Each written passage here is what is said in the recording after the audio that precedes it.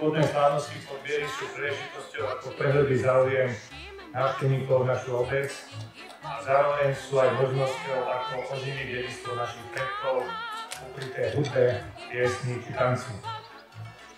Želám všetkým účinkujúcim divákom príjemnú atmosféru, výbornú náladu, lebo nadšenie, radosť, folklór a srdečnosť Podbiery nikdy nechýbajú.